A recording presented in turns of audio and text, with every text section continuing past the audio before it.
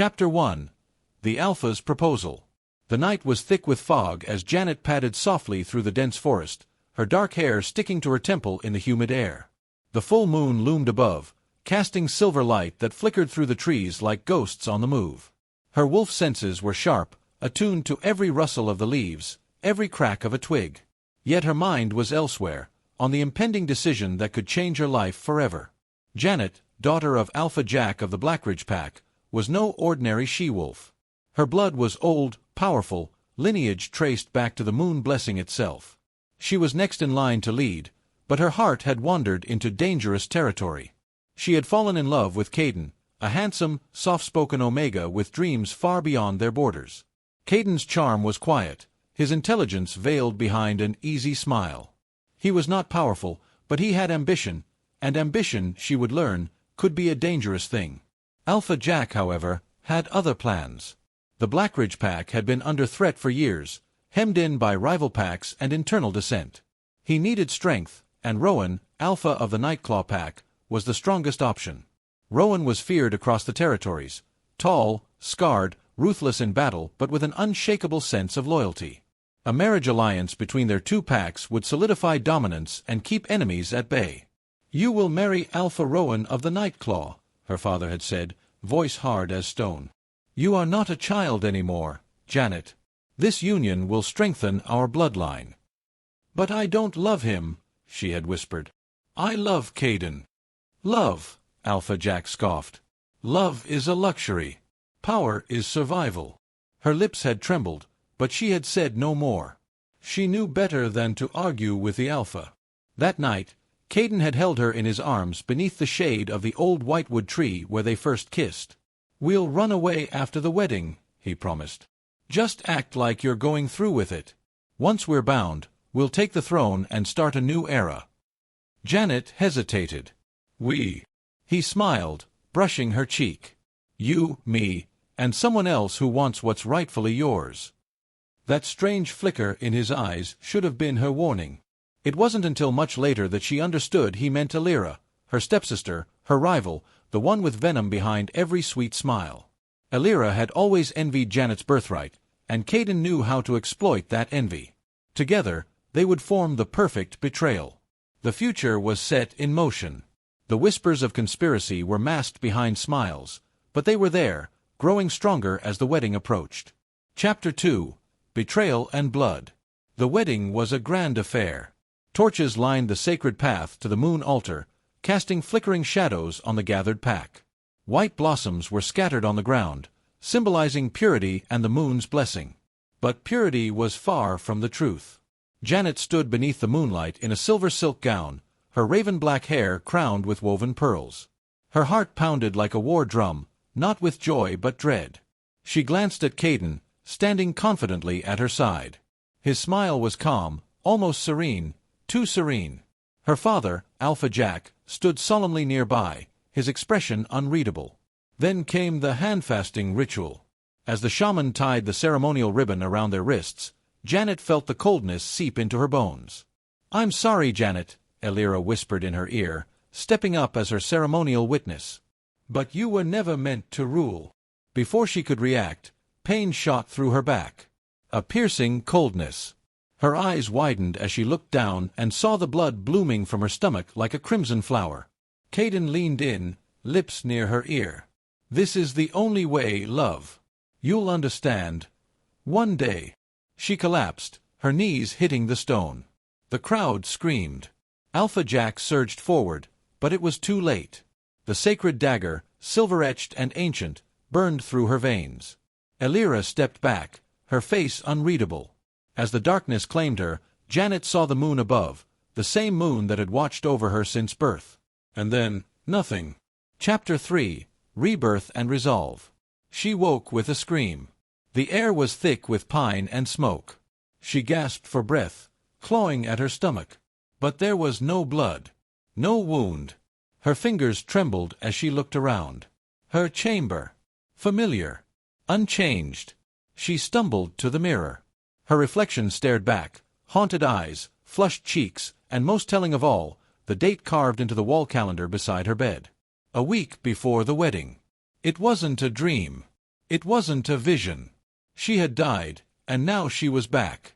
Janet sank to her knees. The memories flooded in like a storm. Kaidan's betrayal, Elira's dagger, the shock on her father's face. But now, she had time. Time to change it all. No more love. No more weakness. That morning, she went to her father, steel in her spine. I accept the match with Alpha Rowan. Alpha Jack narrowed his eyes.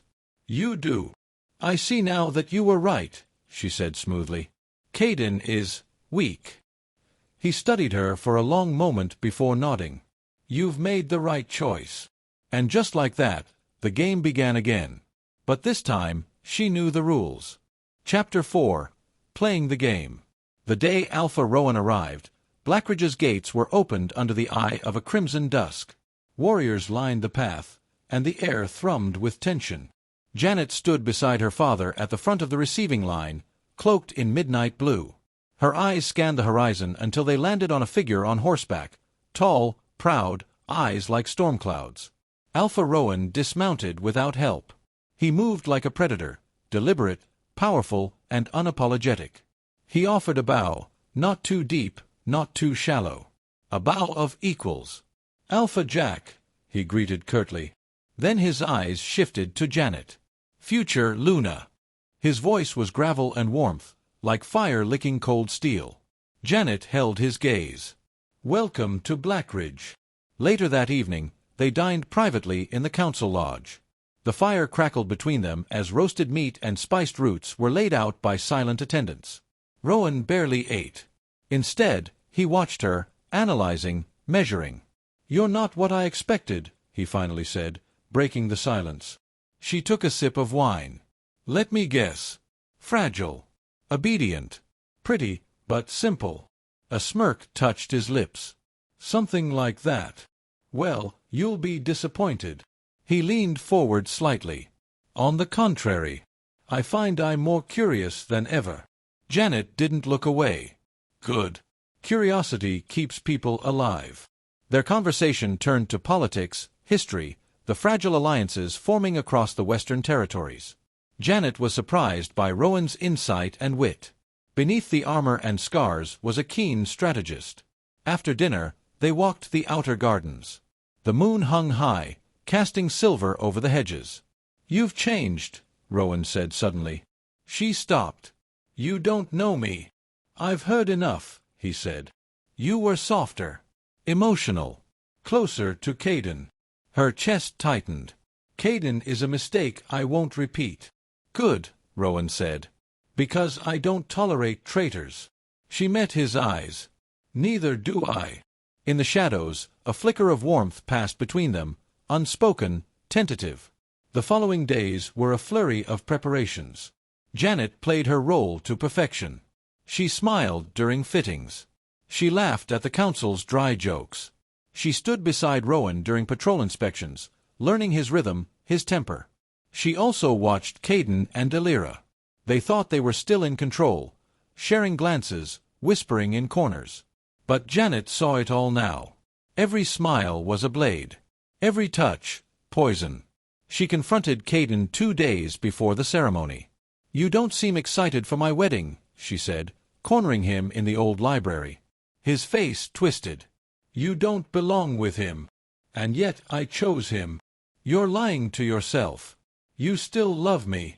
She stepped closer, her voice dropping. I did love you. Enough to die for you. And you took that love and drove a silver dagger through it. Kaidan froze, color draining from his face. I know everything now, she interrupted. Elira. The plan. All of it. He grabbed her wrist, eyes desperate. You don't understand. I understand perfectly, she hissed, ripping free. And you should start counting your days. As she walked away, Kaidan trembled behind her, the cracks in his confidence finally showing. Janet smiled. The game was hers now. Chapter 5. The Moon's Secret. It began with a whisper. Janet stood alone in the ancient archives beneath the Alpha's hall, her fingers trailing over brittle parchment and tomes that hadn't been touched in decades. Dust swirled in golden shafts of light that pierced the iron-grated windows. The stories written here were more than myths. They were truths hidden behind allegory. If she was going to understand why she had been given a second chance, she had to find the truth of the moon's blessing. And she did.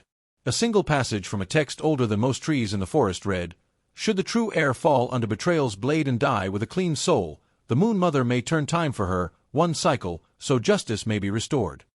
Janet's breath caught. Her hands trembled as she closed the tome. It wasn't an accident. It wasn't madness. She had been chosen. That night, she stood in the moonlight outside the stone circle, wrapped in her ceremonial cloak. The stars above glittered like watchful eyes. Rowan approached, silent as ever, his gaze unreadable. "You disappear when no one's watching," he said. "I find clarity here." "What did you find?" She debated for a moment, then spoke. "Truth. About the moon. About my rebirth." Rowan stepped closer. "You believe the moon gave you a second chance?" "I don't believe. I know." There was a long silence. Then Rowan spoke, his voice low. "You know, Elira tried to seduce me once." That made her turn. "What?" "Years ago. Before you and I were even an idea. She came to the Nightclaw border pretending to negotiate for trade. She was beautiful, cunning, but I saw her lies." He paused. "She poisoned one of my men." Janet stiffened. "Why didn't you tell my father?" "I did. He chose not to act. Said it was a misunderstanding. She's his second chance at a legacy, after your mother died." Janet stared at the trees. "She's always hated me. Because you are everything she isn't."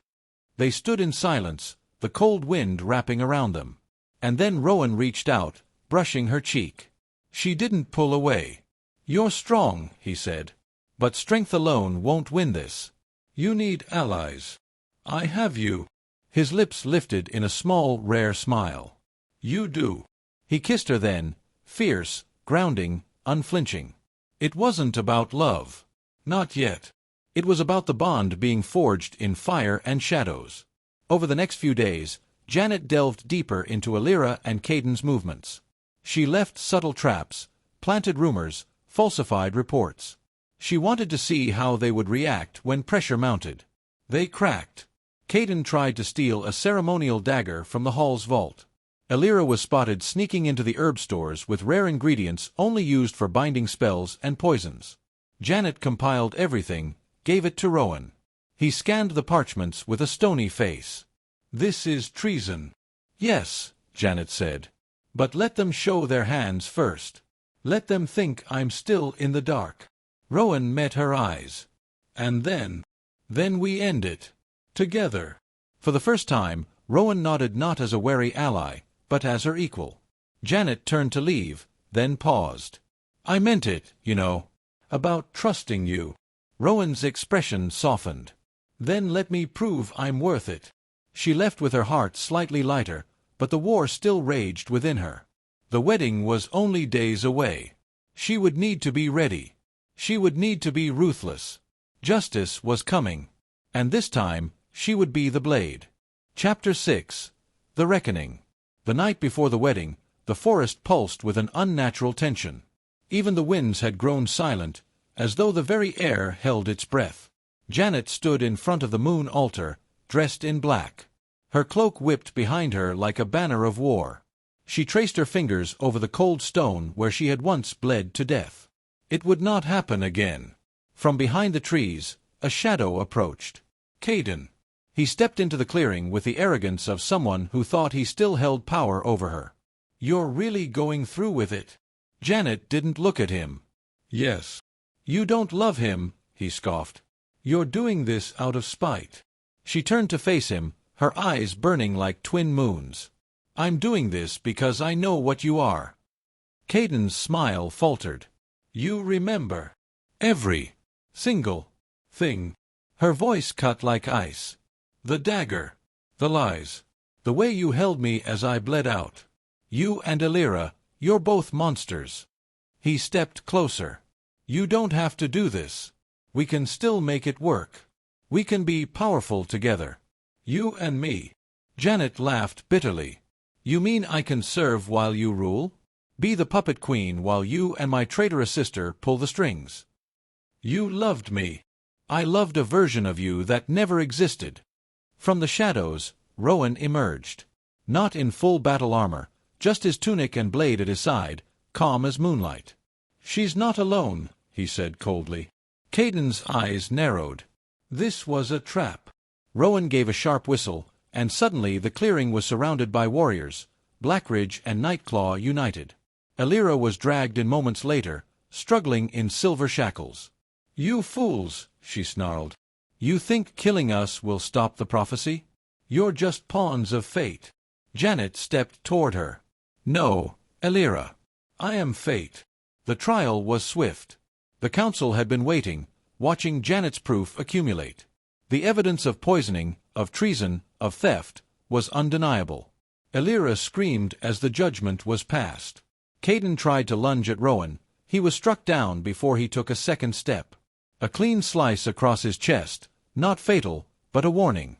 Janet knelt beside him as he writhed in pain. You wanted a throne, she whispered. But you were never worthy of a crown. He looked up at her, blood on his lips. You're colder than I thought. She leaned closer. You made me this way. That night, she and Rowan stood at the top of the Moon Hall, watching the stars. It's done, Rowan said. No, Janet whispered. It's only beginning. He turned to her, brushing a hand over her cheek. Do you regret choosing me? She stared into his stormy eyes. No. You're not what I expected, Rowan. But you're what I needed. He kissed her then, fierce, desperate, real. The reckoning had passed. The war was over. And now, the future waited. Chapter 7. The Wedding and the War. The dawn broke with a quiet majesty over the hills of Blackridge. The storm of the night before, of blood, betrayal, and judgment, had passed. A new calm spread through the land, one both eerie and sacred. For the first time in generations, the two most powerful packs would be united, not through conquest, but through choice. Janet stood before the ceremonial pool in her chamber, her hands submerged in the cool water scented with moon blossom and sage. Her reflection stared back at her, not the girl who once believed in fairy tale love, but the Luna forged in fire and rebirth. Are you ready? Came a voice from behind her. She turned. Rowan leaned against the threshold, wearing a tunic of deep gray and black, the crest of both Nightclaw and Blackridge stitched across his chest. Janet met his gaze. Yes. This time, I'm ready for everything. They stood side by side as the council led them to the moon altar once more, but this time there were no shadows, no lies. The warriors of both packs lined the edges of the sacred grounds. The elders chanted in Old Tongue, invoking the Moon Mother's blessing. Silver petals rained from the sky, and wolves howled in harmony across the distant peaks. Rowan extended his hand. Janet took it. The ceremony was short, binding, eternal. When their lips met before the pack, the roar of unity that followed shook the earth itself. But not all welcomed peace. In the distant borders of Blackridge, rogue wolves stirred. The fall of Alira and Caden had created a void in the power hierarchy. Smaller packs, envious and restless, began to test the strength of the new alliance. Janet and Rowan stood together on the war table that night, maps strewn before them. They will come for us, Rowan said. Let them, Janet replied. We are no longer alone. And I will not let our future be stolen again. They struck first. Within weeks, the united forces of Blackridge and Nightclaw quelled the uprisings. Janet led one of the assaults herself, her silver blade flashing beneath the moon, her wolf fierce and unrelenting. Rumors spread quickly, of a Luna who returned from death, who remembered the sins of the past, and who showed mercy to none who crossed her. And so peace was not begged for. It was earned. Chapter 8. Peace in the Shadows. Years passed. The land healed, slowly, reverently. Blackridge became a sanctuary for those who sought fairness under firm rule. The stories of Janet, the twice-born Luna, and Rowan, the war-blooded Alpha, spread far and wide. In time, they had a daughter, Leora, born under a full moon, with her mother's eyes and her father's fire. She would often sit in the war room, listening as Janet told her the tales not found in scrolls. Why did you marry Papa, if you didn't love him at first? Leora once asked. Janet smiled. Because sometimes, love isn't found in fireworks. Sometimes it's built from stone and loyalty. She spent her days teaching Leora the ways of power, how to wield it without cruelty, how to see through lies, how to lead with compassion, even when the world demanded steel. At night, Janet would still walk to the moon altar. The blood had long faded, the stones scrubbed clean. But she remembered. "Thank you," she whispered one night, "for the second chance." Rowan came behind her, wrapping her in his arms. He no longer felt like a stranger. He felt like home. "We made it," he said. She leaned into him. "We did." And for the first time, there was no war. No betrayal. Only peace. Only legacy.